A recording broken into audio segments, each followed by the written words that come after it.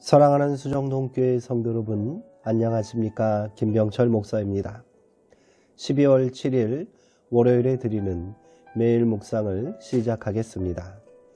오늘 부르실 찬송가는 325장 예수가 함께 계시니입니다. 찬송가는 형편에 따라 개인적으로 부르시기 바랍니다. 하나님의 말씀은 사도행전 2장 23절에서 25절까지 말씀입니다. 신약성경 145쪽에 있습니다. 이제 제가 하나님의 말씀을 강독하겠습니다. 이것은 하나님의 말씀입니다. 하나님의 말씀에 경청하시기 바랍니다. 6월절에 예수께서 예루살렘에 계시니 많은 사람이 그의 행하시는 표적을 보고 그의 이름을 믿었으나 예수는 그의 몸을 그들에게 의탁하지 아니하셨으니 이는 친히 모든 사람을 아심이요 또 사람에 대하여 누구의 증언도 받으실 필요가 없었으니 이는 그가 친히 사람의 속에 있는 것을 아셨음이니라. 아멘. 믿음과 의탁이라는 제목으로 묵상 말씀을 나누도록 하겠습니다. 6월절에 예루살렘에 있던 많은 사람들이 예수께서 행하시는 표적을 보고 그 이름을 믿었습니다. 여기서 믿다, 곧 피스티스라는 헬라어는 기본적으로 어떤 말을 진실이라고 받아들이다 라는 뜻입니다. 그러니까 설득되었다는 말입니다. 예수가 행한 일은 예수의 말이 진실임을 입증했고 사람들은 그 틈없는 일치를 인정하지 않을 수 없었습니다. 예수의 이름을 그들은 기적 행위와 더불어 기억했습니다. 그렇다고 하여 사람들이 예수님을 구원자로 온전히 받아들였다는 뜻은 아닙니다. 그들이 예수님에게 구한 것은 삶의 필요 혹은 기적이었지 생명이신 분의 존재 자체가 아니었습니다. 이것은 이어지는 말씀을 보면 더 자세히 알 수 있습니다. 예수님께서는 그들에게 몸을 맡기지 않으셨습니다. 맡기다라고 번역된 단어 역시 피스티스에서 파생된 단어입니다. 이 단어의 반복적 사용을 통해 요한은 군중과 예수님 사이에 어긋남을 드러내고 있습니다. 예수님은 그들에게 자신의 몸과 마음을 맡기지 않으셨습니다. 사람들은 예수님을 믿었지만 예수님은 그들을 믿지 않았다는 말입니다. 예수님의 이런 부정적 인식을 어떻게 이해해야 할까요? 예수님은 군중들의 욕망을 잘 이해하고 계셨던 것으로 보입니다. 군중은 조직화된 집단이 아니지만 물리적으로 가까이 있기에 영향을 주고받을 수 있는 집단입니다.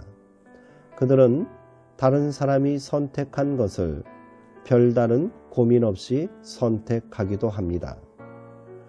결단의 주체가 되기보다는 대세를 따름으로 심리적 안전을 누리고 싶어 하는 것이지요. 이를 두고 군중 심리라고 말하는 것 아닙니까? 예수님은 자기를 향한 군중의 기대 심리 속에서 위험을 감지하셨던 것일까요? 예수님이 군중들의 태도에 크게 고무되거나 동요하지 않았던 까닭을 요한은 예수님께서 모든 사람을 알고 계셨기 때문이라고 말합니다. 오늘 읽은 말씀 25절에는 그는 사람에 대해서는 어느 누구의 증언도 필요하지 않으셨기 때문이다. 그는 사람의 마음속에 있는 것까지도 알고 계셨던 것이다 라고 말합니다. 이 구절을 두고 어떤 사람들은 예수님이 하나님의 아들이시기에 사람을 속속들이 아시는 것이라고 말하기도 합니다. 경건한 듯 하지만 실제적 진실이라 말하기는 어렵습니다. 우리가 물어야 할 질문은 이것입니다. 예수님은 대체 어떤 경험을 했길래 이런 인식에 이른 것일까요? 사람들이 톨스토이나 도스토옙스키에게 놀라는 것은 그가 형상화하는 인물들의 복잡 미묘한 성격 묘사 때문입니다. 인간은 쉽게 규정되거나 규명될 수 없는 존재입니다. 오랫동안 사랑받는 문학작품은 그러한 인간들을 잘 묘사하고 있기 때문에 그것이 사람들에게 감동이 되고 교훈이 되는 것이지요. 그러나 쉽지 않은 일입니다. 붙잡았다 싶은 순간 미끄러져 나가는 것이 인간의 마음입니다. 삶 자체가 모호하기 때문입니다. 예수님의 공생애 이전의 삶을 우리는 알지 못합니다. 분명한 것은 순탄치 않은 삶이었다는 것뿐입니다.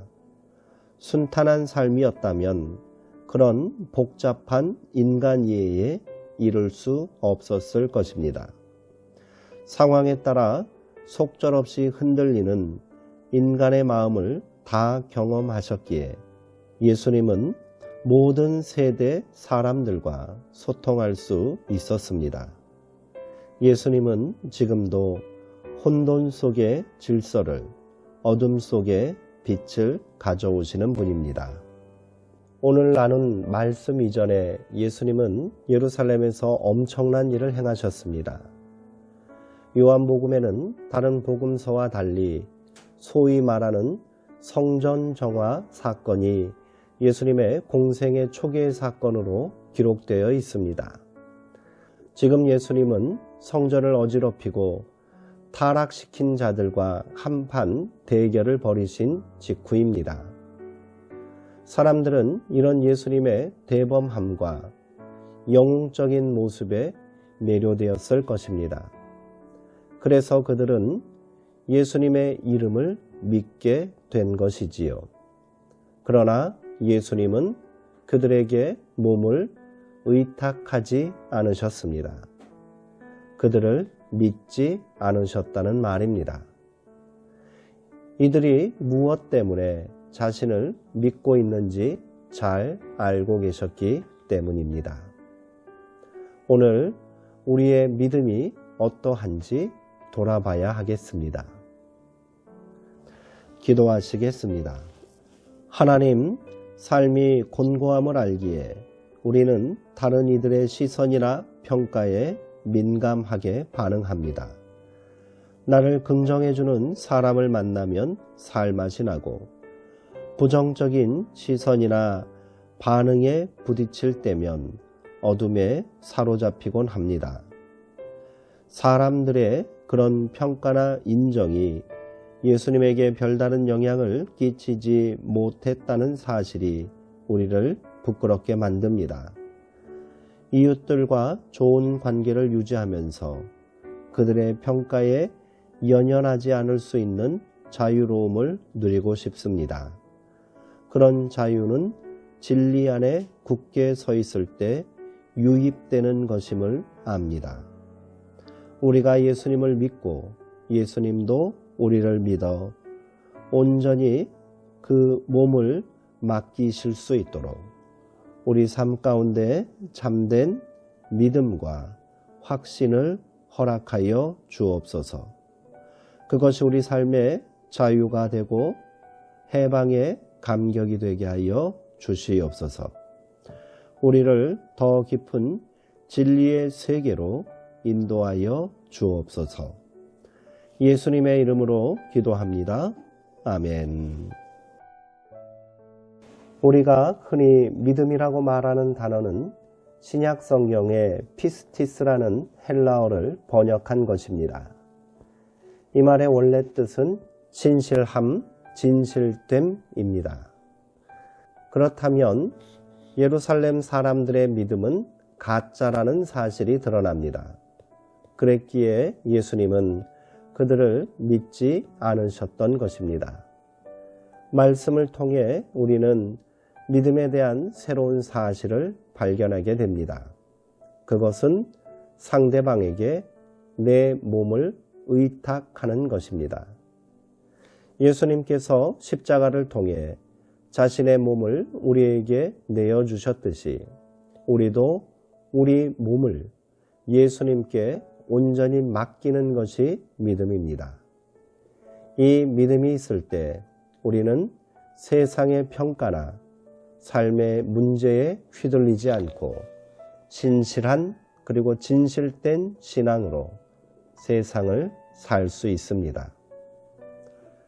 우리의 믿음도 예루살렘 사람들의 믿음처럼 표정만 바라는 믿음이 아닌가 겸손히 돌아봐야 하겠습니다. 사랑하는 성도님들, 오늘도 평안하시고요. 주 안에서 강건하시기 바랍니다.